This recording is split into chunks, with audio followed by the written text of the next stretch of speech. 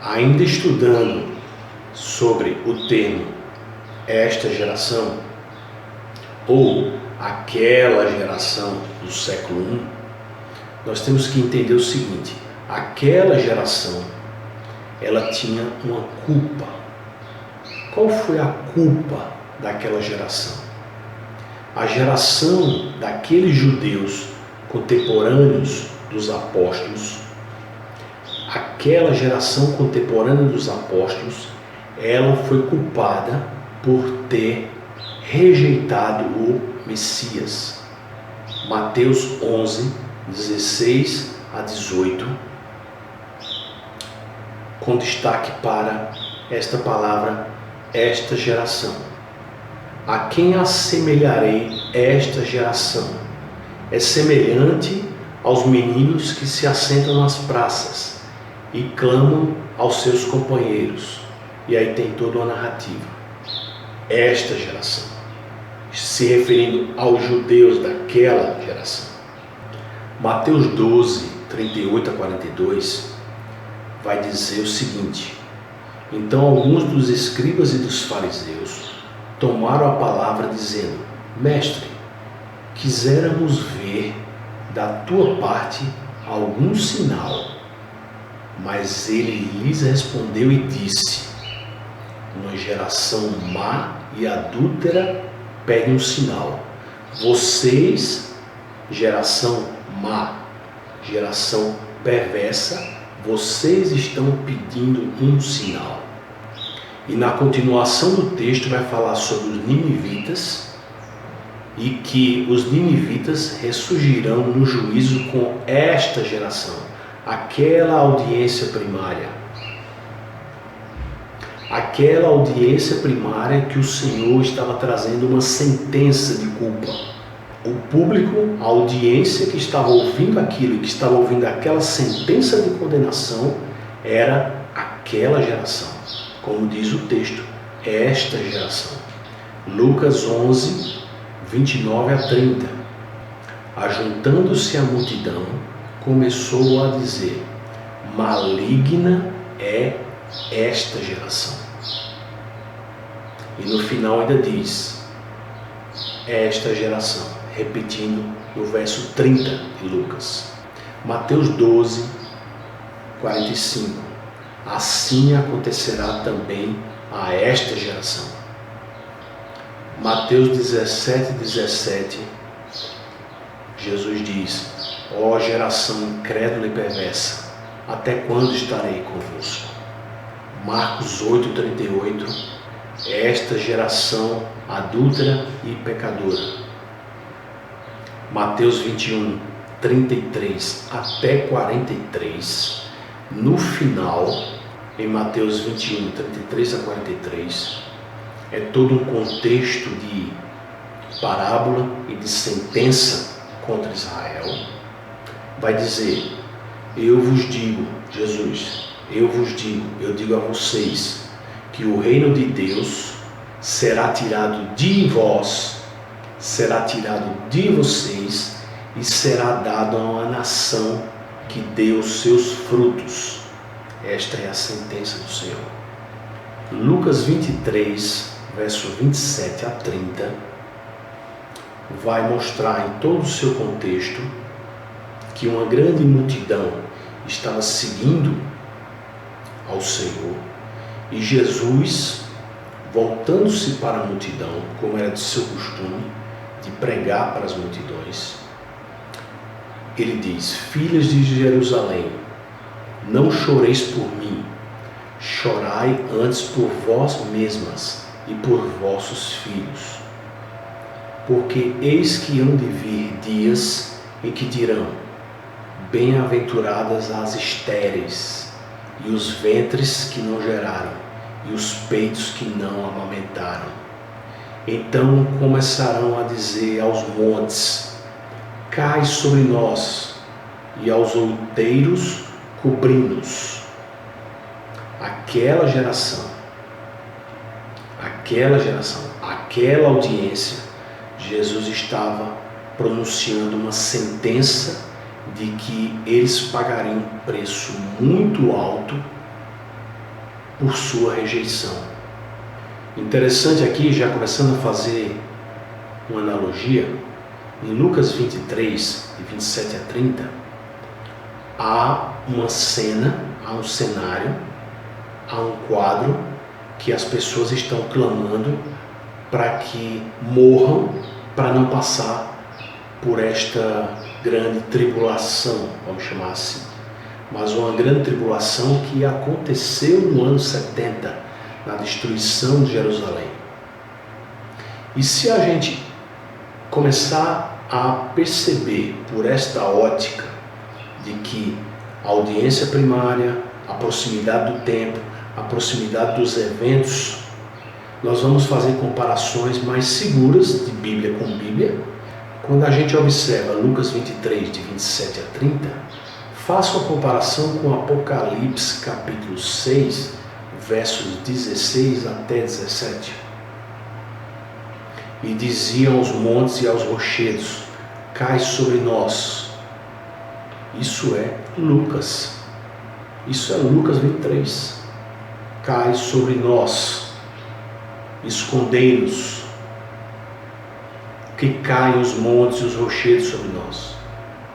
Uma observação interessante é que em Mateus 27 e 25,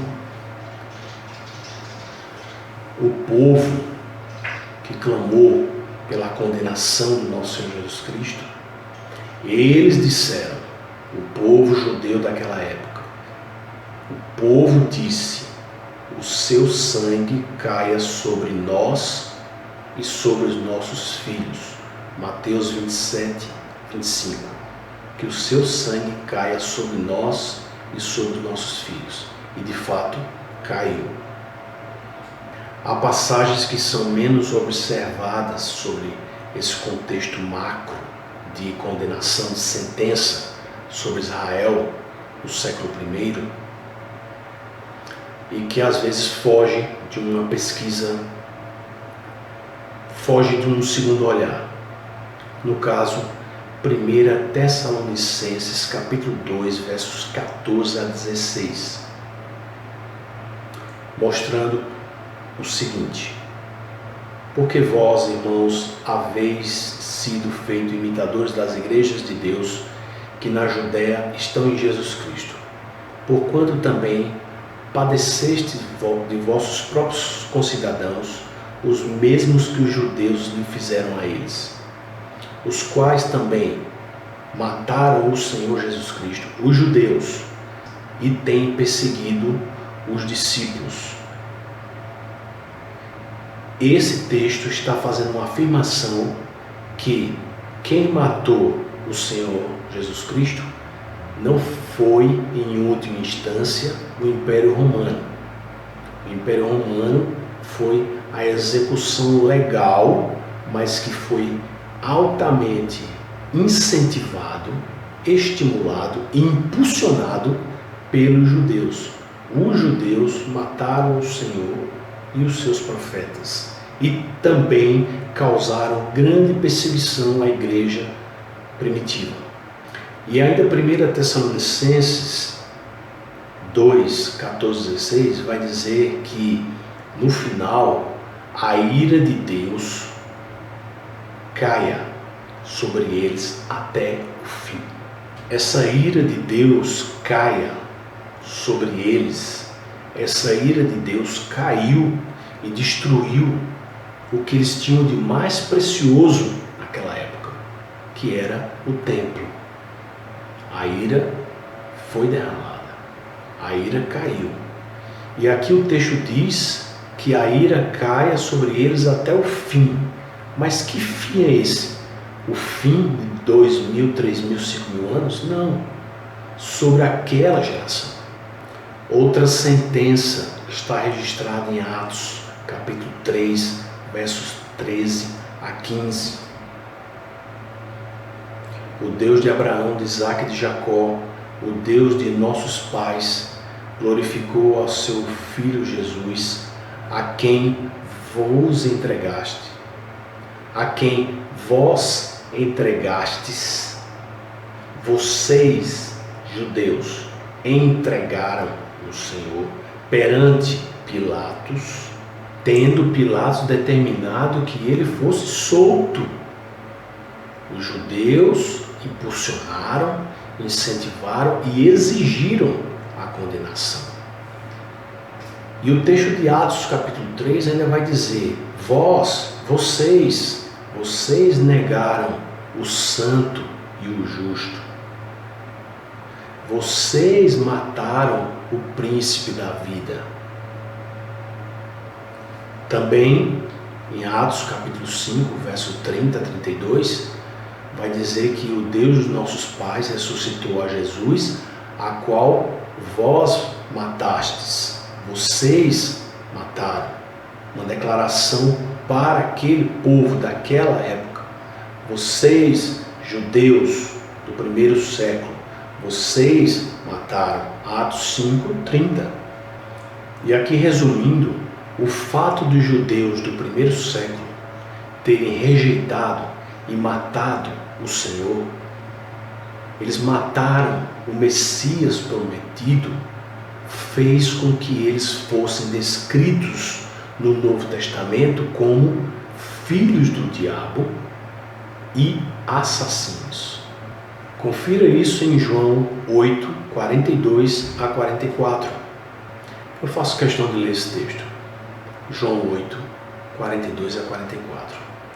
Disse-lhes, pois, Jesus: se Deus fosse o vosso Pai, certamente me amaríeis, pois que eu saí e vim de Deus, não vim de mim mesmo, mas Ele me enviou.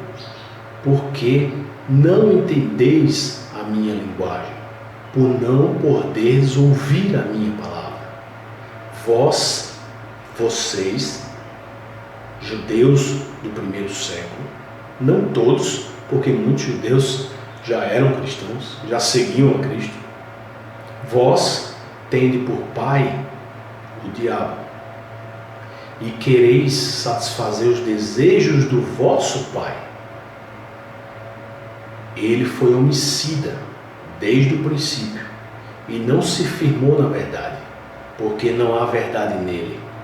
Quando ele profere mentiras, fala do que lhe é próprio, porque é mentiroso e pai da mentira. Jesus Cristo está chamando aquela audiência de filhos do diabo, mentirosos e assassinos. O apóstolo Paulo chamou os judeus do seu tempo de cães, maus obreiros, mutiladores da carne e falsa circuncisão. Está lá em Filipenses, capítulo 3, versos 2 e 3. Guardai-vos dos cães, guardai-vos dos maus obreiros, guardai-vos da circuncisão. Em Apocalipse, os judeus do primeiro século foram chamados de sinagoga de Satanás. Apocalipse 2, 9. Conheça as tuas obras, tribulação e pobreza, e a blasfêmia dos que se dizem judeus e não são, mas são a sinagoga de Satanás. E Apocalipse 3, 9. Eis que eu farei aos da sinagoga de Satanás, aos que se dizem judeus e não são, mas mentem. Novamente, eles são mentirosos e assassinos. Paulo deixa claro que todos os judeus são judeus falsos, os que praticam a falsa circuncisão. Romanos capítulo 2, versos 28 e 29. Porque não é judeu o que é exteriormente, nem é circuncisão que é exteriormente na carne, mas é judeu o que é no interior, e circuncisão a que é do coração no espírito, não na letra, cujo louvor não provém dos homens, mas de Deus. Pessoal, nós tivemos uma introdução ao assunto a partir da perspectiva de tempo, fator audiência e, finalmente, sobre a quem Cristo se dirigia e a também quem os apóstolos se dirigiam, que eram aquelas pessoas daquela época, especialmente os judeus que rejeitaram o Messias. Nós vamos ver na sequência Mateus 23 ainda, mas ao mesmo tempo fazendo as pontes com Apocalipse, com outros textos e entendendo o contexto maior de Mateus 24, e vamos dar início sobre a destruição do templo. Aqui eu quero apenas deixar um gostinho para que você permaneça estudando, e que Mateus 23, 37, Jesus vai fazer uma declaração, uma das declarações mais fortes que temos em Mateus 23 e também nos Evangelhos. É Jesus fazendo o seu lamento messiânico, dizendo: Jerusalém, Jerusalém, que mata os profetas e apedrejas os que são enviados. Quantas vezes quis eu ajuntar os teus filhos, como a galinha ajunta os seus pintinhos debaixo das asas, e tu não quisestes. Ou seja, novamente, o contexto da rejeição daquela audiência primária, aquela rejeição fortíssima que levou à crucificação. Até lá, pessoal.